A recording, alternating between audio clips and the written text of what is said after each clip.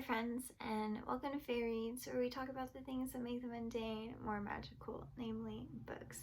In today's video, I'm sharing the books that I read in the first half of March 2020. So in this wrap-up, we've got books on making money moves, we've got a forbidden romance, we've got feminism, and we've got assassin robots.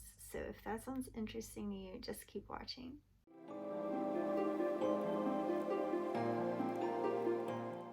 So the first book I read in March is Clever Girl Finance by Bola Sokunbi. This is a personal finance book, and I actually have been following this author and really this brand, her brand Clever Girl Finance, on Instagram. That was when I first heard about them. I'm pretty sure their Instagram handle is the same as the book title, just Clever Girl Finance, but I will verify that in the video description. But I just was scrolling through my library inventory and noticed they happen to have the audiobook of this, and I said, hey, I'm always trying to kind of better my financial house, if that makes sense, and get my financial house in order. So I just thought, hey, now's the time to listen to it. It was available, so I went for it. It's sort of tax season, and it's kind of like, you know, the time where most people are trying to get their money together, and it was really useful. I wouldn't say I learned anything new that like blew my mind, but it was a nice reminder of how things work. Overall, it's just a very good overview of finance. Is it finance or is it finance? Because I feel like I have a friend who works in finance, and we got together like at a like reunion sort of thing, and she was telling us all how it should be pronounced finance. And I don't know what to think because I've never heard anybody say like finance. So I don't know. I'm gonna keep saying finance if I'm ignorant, so be it. Yeah, I would recommend it to anyone who's new to the financial world and is looking for advice. And it is specifically directed at women, which she addresses at the beginning of the book. No, like, finance is not really a gendered thing. You don't have to be, you know, whether you're a man or a woman, you know, has no bearing on how successful you are in your financial life. But she acknowledges that in our society, which is patriarchal, we have historic gender roles that we're still like reckoning with and figuring out, and women have specific constraints placed on them still, which affects their financial life, and that is why she chooses to really, you know, direct her advice toward women. So no, you do not have to be a girl or a clever girl even to read this book, but it is a really good resource for starting out in your financial journey. So I ended up giving Clever Girl Finance 3 stars. Next, I finished Forbidden by Beverly Jenkins. This is a romance novel. It is the first in a series, I believe is called the Old West series, and they are historical romance novels, but they kind of stand out from that crowd in that genre in that they feature Black characters. Beverly Jenkins is a Black author, and she writes Black romance, you know, featuring Black characters for a Black audience, for the representation. And I first discovered her, or I first remember hearing about her on a podcast I listened to recently. And it was discussing Black romance, and she's known for her historical novels, obviously, but she's also known for writing Black characters in historical circumstances that are also happy, because that can, you know, contrast with a lot of the popular narratives we see a lot nowadays in movies and books, where historically Black characters are just really miserable and in terrible situations, which of course we need to acknowledge the atrocities of slavery and segregation times, but I think it's really important for us to see Black people doing well and being happy And that's really important for Black people, especially, to see that. I love that this book even exists just for those reasons, but I don't really feel like I was the target audience for this, obviously, being a white person, but also not to say that white people can't enjoy Black people's stories. That's not what I'm trying to say. But as a romance reader, I have a very specific taste, and I like my romances a little bit dark and a little bit more dramatic. And not to say that there wasn't drama in this, it just wasn't really, you know, checking my boxes. So our story is about our hero, Ryan Fontaine, who is the son of a white slave owner, a male slave owner, and his slave. So he's the product of a relationship between a slave owner and his female slave. So he is obviously biracial. He's part white and part Black. And our story really starts at the time period just after the Emancipation Proclamation and slavery was over. So while Ryan was a child, he grew up in slavery, and he saw the mistreatment of his mother by his father, and, you know, of course, all the other people around him being mistreated. He himself was mistreated and saw the difference between himself and his fully white brother. His brother ends up being a pretty good guy and is an ally for him in his life, but, you know, is still a reminder of the differences between how races were treated at the time, and just, you know, illustrated to him how unjust the system was. But when the story picks up, he is an adult, and so he is now a free man, but he is very fair, having a white father, and so he decides he wants to live his life passing as white because he can pass for white, and he decides, you know, that will make his life so much easier, and so that's what he does. He goes out west and he starts living in this town, and he's living life as a white man. Then enter our heroine, who's called Eddie, and she's a very independent, driven woman, and she leaves her family home and is heading out west to start her own life. And they meet by a chance encounter, and romance ensues. And there's a lot of drama because our hero is already engaged to a white woman, and there's a lot of drama there, like kind of typical romance fare of love triangle sort of thing. There's kind of multiple villains in this story, which brought some fun drama. I was interested in how that drove the plot along, but I felt like the villains were very shallow and all the problems were really easily overcome. The romance itself is pretty slow moving. I would say it's a slow burn, definitely. I don't know, it was really hard for me to read. It took me a long time to really get sucked into the story.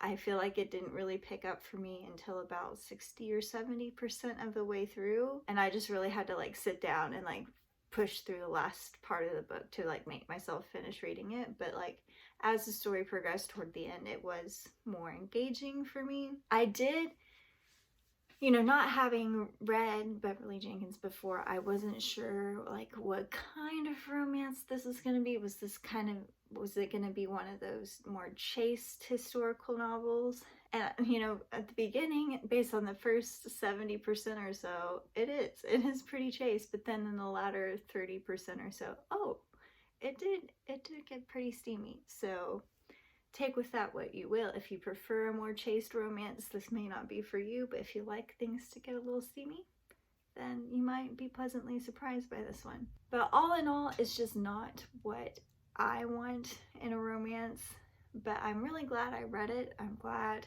that this book exists before, like I said. So for all of those reasons, I gave it 3 stars. The next book is one that I finished on audio, and it's called Jesus, Feminist by Sarah Bessey. This is nonfiction, and its argument is implied by the title. It's basically arguing how you can love Jesus and be a feminist at the same time. Okay, so someone somewhere is doing yard work. I can't really tell where. Hopefully it won't be too loud. I'm just gonna power through. Hopefully the audio isn't terrible. But yeah, it's basically a Christian defense of feminism, and it's the author Sarah Bessey kind of going into her own history, her her sort of testimony into how she became a Christian and her beliefs, how they've evolved over time, and how she reconciles her faith in God and in Jesus as a Christian, and her belief in feminism and that the sexes are equal and equally important. So honestly, there was nothing like really groundbreaking here for me. I actually think I'd followed Sarah Bessey for a while. I follow different Christian bloggers and, you know, pastors, theologians, and I'm pretty sure I'd sort of read her basic arguments before, just in blog posts, and honestly, I feel like the book wasn't really necessary. I could have just read her blog and like gotten the message pretty clear. She does have a very like evocative writing style, and it can be very flowery at times, which I think I would appreciate more if I had been reading the book. But listening to it, it just sounded really awkward. And I can't remember if it's Sarah Bessey that narrates the audiobook or if it's just like a guest reader, but there's something about this person's voice that just really rubbed me the wrong way. And I hate to say it, but if I'm honest, it did take me back, like from the experience of the book. It was that distracting. Like, she just has this tone of voice where she's like, I am saying something really profound right now. And like, you hear the change in my voice right now. That's how she reads like the entire book. And it just like grinds my gears. That's like a pet peeve that I have. And this, I'm a bad Christian for admitting this probably, but I hate when people turn on the God voice, if that makes sense. Like, being someone who grew up evangelical, and I've been in youth group and like different small groups, it really bothers me when people's voices change, either when they pray or when they start talking about God. It's like, I don't know, it just feels really disingenuous to me. It feels really phony, and I don't like it. And I hate to be the judge of that. I hate being so judgmental, but it's something that like, I can't get over it. I never say anything to anybody about it, but it just bothers me. And so her reading style triggered that response in me. And so that took away from my experience for sure. Also, when I finished this book, I went to log it in Goodreads. And I realized I've read this book before. I read this book in 2019 and it was on audiobook too. And I felt this is the second time I've done this since I've been on Booktube, is reading a book for the second time without really realizing I'd read it before. And I don't know what's wrong with me. I'm not that old. My memory shouldn't be that bad. But I remember driving to work because I listened to it in my commute, and she was telling a story, an anecdote about her giving birth. And I think she has multiple children. She gave birth multiple times, but there was one instance where she had to give birth in public, like in a parking garage. And as she's telling the story, I'm like, I've heard this story before.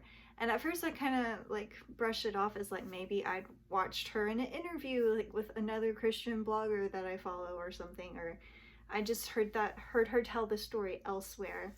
But no, I've read this whole dang book before, so I don't know what's wrong with me. If y'all have any tips on remembering what books you've read and what books you haven't, let me know. I think what had happened was I requested it. I'm actually members of 2 local libraries, and I requested the audiobook on both libraries. And I guess I got the first copy in 2019 or whatever. And then recently, a few weeks ago, I got the notification from the other library that they bought the copy that I requested. And so I was first in line. It's like, here's your copy. I was like, oh, I'm thinking, oh, it's, you know, Women's History Month. It's also Lent. It's a book that kind of combines both of those things, spiritual things, women's issues, and it's kind of like the perfect book to listen to right now. So I'm just going to go ahead and listen to it. And, well, may have wasted my time a little bit. I mean, it was still, and that's probably why I don't feel so attached to it, this time around, because I literally have heard this all before, not just in a blog, but I've listened to this entire book before. But I mean, I think this book could still be really powerful for anyone who is a Christian and is struggling at reconciling, you know, their feelings as a woman and wanting to be treated as an equal with their love for God and their love for Jesus. Like, if someone doesn't have any voices in their lives telling them that that's okay, this book could be really powerful. So all in all, I don't hate it. It's a good book. It just wasn't for me at this moment, so I gave it 3 stars. And the last book I finished is a sci-fi novella called All Systems Red by Martha Wells. This is the first book in the Murderbot series, which is something that I see highly recommended. I follow Mara from Bookslikewhoa. I know at least at one point in her booktube channel history, she was like constantly bringing up this series and recommending it to everyone. And so I had to try it. I'm more of a casual fan of sci-fi. I'm not that into it. I do enjoy watching sci-fi movies and TV more so than reading books, but I'm trying to get more into it this year. And I was kind of in a reading slump after reading, like, it took me so long to get through Forbidden, and I was just really wanting something that I could get through quickly. And this book really hit the spot. So it is a sci-fi, it's a sci-fi series set in space, and our main character is a genderless robot. Well, I say this, I'm still not entirely sure what our main character is. So I don't know if this is just my lack of reading comprehension or if it's intentionally vague at this point in the first novel in the story, but I'm not sure if this is a fully sentient AI, like none of it is human, or if this is a modified human, more of an android situation. The character does mention having organic parts, but I don't know if that's like taken from another human and, you know, an AI intelligence is put into it, or if this is a human that they've, you know, modified into this robot. That is still, I'm still unsure about that. So maybe as I read further in the series, I will be able to figure it out. But the character calls themselves Murderbot. They refer to themselves as Murderbot. They don't have a name, but they are working with like a new crew. And so in this society, you hire Murderbots from a company if you're going out and exploring in space. And it's basically your security in case you get attacked by, you know, alien life forms or what have you.